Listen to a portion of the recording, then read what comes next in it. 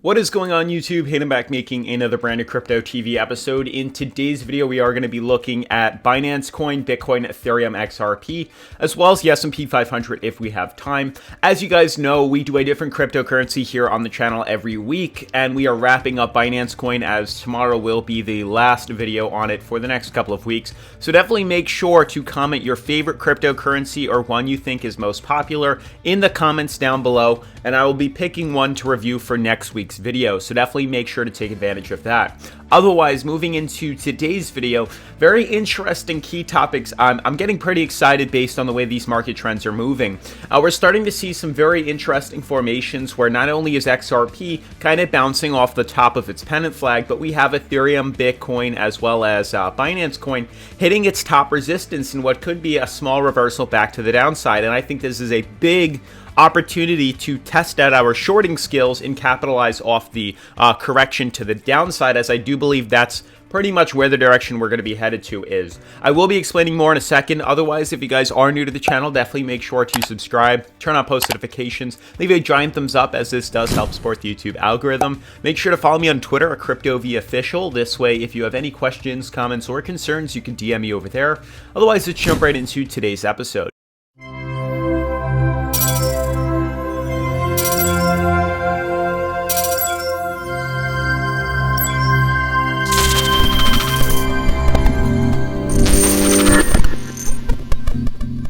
Alright guys, so as you can see, top 10 cryptos, markets are up, but they're up about maybe 1 to 2% across the board. Nothing is really pumping. 3% on the entire crypto market. I guess maybe 2% in the top 10 cryptos. But we do look okay. Yes, there are some big coins right now that are pumping quite a bit that we've not heard about. But for the most part, some of the main cryptocurrencies that we focus on are really not doing all that great. And I want to show you guys a very interesting thing.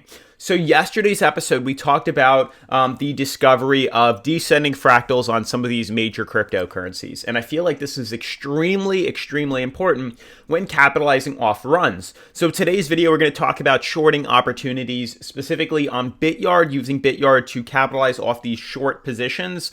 And for those that don't know, I do post all of my trades that you guys have been asking me for. A lot of you guys say, well, do you have Bityard copy trade and stuff like that? I do not. I have my Patreon where I post all my trades. I had it long before I had Bityard for copy trading. So definitely, if you're interested, check out my Patreon that's where I linked it all, as well as Bityard, which is linked in the description as well. You can find them both down below.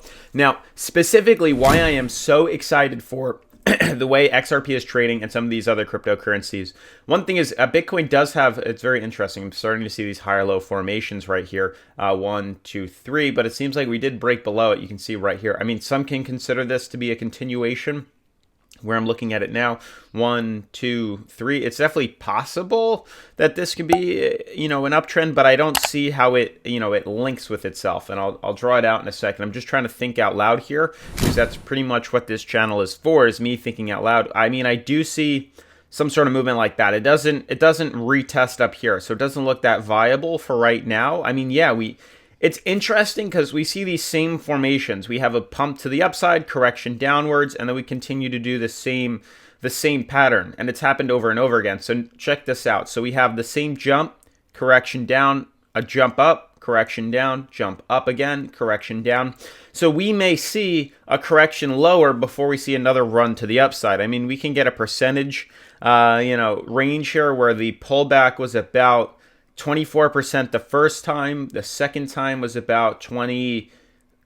I mean, we could easily stretch this out to about 24% again. And then we can consider the possibility of another dump. This is 18. We're looking for 24%, which is right around here. It's about where the price shot up originally from, which would be down here. And that would allow us to maybe go higher in the next run. So we're looking fairly close to where that same target is, which would be closer to the neckline here. But by percentage leaps, it's the same thing. I mean, the correction that we've had the past 2 times is very similar to what we're doing now, which would lead us right back down to the neckline of the coin anyway. So I'm not really too worried, but prices are still in. That's for long-term consolidation, but very interesting with that pattern to discuss. So really what I'm focusing on is notice this. So XRP, as we discussed, I said this in bold yesterday, very specific. I mentioned that we were not buying into XRP until we see confirmation of a close above this resistance. But I've started to notice we've had multiple uncertainty, massive wicked candles that do not allow us to close above here. Yeah, we saw a very tiny close closer to about 56 cents, and now we're immediately correcting back downwards, which was expected. Now that we've expanded the pennant flag formation, we needed that third confirmation right here. 1, 2, this is pretty much the third one. But I do believe overall we're probably going to see it come back lower. I don't think we're going to be breaking up. Yeah, if you guys probably saw a close there. I mean, I'm just staying away from XRP for right now. I think it needs the consolidation. I think there are better opportunities to be investing into. But ultimately, I do believe, kind of a quick guess would assume that it's probably going to be heading back down. But I don't know. I'm not 100% confident on XRP for right now. What I am confident on is these other cryptos. These major descending fractals, Ethereum, Bitcoin major descending fractal, Binance Coin major descending fractal. This is where I'm excited about. Notice on these cryptocurrencies, Ethereum is hitting its top resistance. We discussed this in depth yesterday. I made this very clear that as we move up and down inside of here, when we retest bottom support here, good chance we're going to see the opposite. A swing back to the upside, retesting top resistance, and vice versa, expecting to see a correction back down. Bitcoin, same thing we discussed a couple days ago. When we hit bottom support here, what is anticipated is we swing right back up to retest resistance where the beautiful lower high formation is, and then we anticipate a dump to the downside. Same thing with Binance. We saw the major swing back up as we retested bottom support, swung back to top resistance, facing uncertainty, good chance we're going to swing down lower. So very easy to read these charts. Now that we've discussed and figured out that there are descending fractals forming and these, lower high formations, it's very easy to say that the next possibility is for correction to the downside. So how do we take advantage of that? We swing on to BitYard. We go to, I'm going to show you guys on the demo account very easily, move over to, let's do 5 times. I'm not feeling too crazy right now. I'm going to throw in 1,000. We're going to short it. Confirm. Boom, we're in. Let's look. We can consider where a stop loss would be. Which coin did I just buy? I didn't even realize. Okay, Bitcoin. Okay, cool. That's fine because I do anticipate Bitcoin to dump lower. I also anticipate Ethereum to correct lower, and as well as Binance, but we don't have Binance on BitYard. That's counterintuitive. But you can see we do have a pretty big reversal pattern forming, and I believe that based on the percentage drops that we've had over and over again, we're still in the green for a short opportunity. I'm just going to leave these here so you guys can understand what I'm referring to. We had a drop. We had another drop again. Where is this? And then I can also show you the price range. Boom. And then this is the next one right here. Notice the drop sizes are pretty much average. We're waiting for about 23, I would say, on average, which brings us to the neckline for the most part, right around here. So notice these are the drops. 1, 2, 3. We're at the middle point. So I do believe we're going to be headed lower for the most part before we could see another, big swing to the upside. And that's something to pay attention to. So I think we're about halfway done. We could also go to the length of how long these drops happen. This was about 20 days for the first one. The second one took about, this was a little shorter. We can consider it here. Yeah, this was about 8 days. So on average, maybe about 15 days. The next one, currently we're at 13. I'm literally playing it out to about 20 days, I would say. That's where I feel most comfortable with on this coin. And then we'll see another flip. Now, I do have a way to draw, where is it? The bars pattern, which is what I wanted to show you guys. So I wanted to just grasp, yeah, we can do this. This is fine. This is the original drop. I want to just throw this over here. Let's see. How do I want to do this? We can consider, I'm going to do it again. Bars pattern, boom. Let's take the first drop to, do I want to do the whole thing? No, let's continue it up just like this. So something along the lines of this is what I'm referencing right now. This is what I'm looking for, to be honest. It lines up very similar. I can move it over a little bit so you guys can get the general understanding. You can kind of see what I'm referring to, what I expect to see happen. From the start, we had a pump.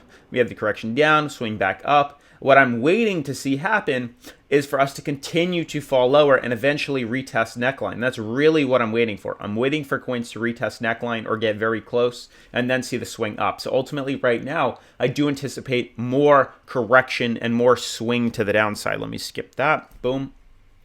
And then the continuation would immediately pull us back down to easily 46,000 to 45,000. That's kind of where my conservative approach is at 45K, but I do think a short opportunity is really big in play for right now. So that's why I have the short in. We're already up about 1%. It was a small short. We leveraged it about 5 times. That's where I anticipate the reversal to come. I even think XRP is going to be good to short for right now. But moving forward, we can see what I wanted to show you guys. Where is it? Yeah, so stop loss would be probably right at the top where we currently are. If we started to reverse, I would say if prices broke above 55,800, it would be not too good. So 55,800, we have, let's see, stop loss at 90. I don't want to do that. Let's do minus 455, 20, 30, 40, 50, 55. We're getting closer. 60, 55, 800, 70, maybe around there. I mean, we could go a little higher. This is 90. We're looking for maybe like 800. Nah, it's hard to figure this out. 355, 800. Minus 100%. We're down 10%. 55, 600. So we're getting closer. 150, 170. All right, we could do 56,000 easy. So 56,000, we confirm this. It's a stop loss of about 14%. This covers our ass in case we break up higher. I mean, we can set it even higher than this resistance right here. I mean, we could do 57,000. That might make this a little bit easier just to pretty much confirm where the top is. Very easy to change it once again, probably like 200, 300%, 57, 350, maybe 280, 57, 220. This is kind of how you have to figure it out. Let's do 230. So 57,000, boom, confirmed. It's a 23% loss, very small. This covers our ass in case we decide to break upwards. If we break upwards, we're kind of screwed, so we want to cover ourselves and cover the bases. Did it not confirm it? Otherwise, it's not a big deal. But that's pretty much how you would go around, creating that stop loss and covering yourself. Prices jump lower, we can move the stop loss downwards. I don't know why it didn't work here. But like right now, if we bought in at 54,000, we have a stop loss at 57. Okay, so it did adjust it. 57,000, we're up about $30 already in about a couple minutes. And we're up about 3% right now. With a margin of 1,000, we have 5 times. We're trading around with about $5,000 worth of value right here, which is fairly high, but we only have 1,000 in the market. That's pretty much going to wrap up today's video. You can see the movements that I'm referring to. A stop loss is pretty much guaranteeing us to capitalize off these runs to the downside. Same thing with Ethereum. That's why I'm shorting right now. Binance would be the same short opportunity.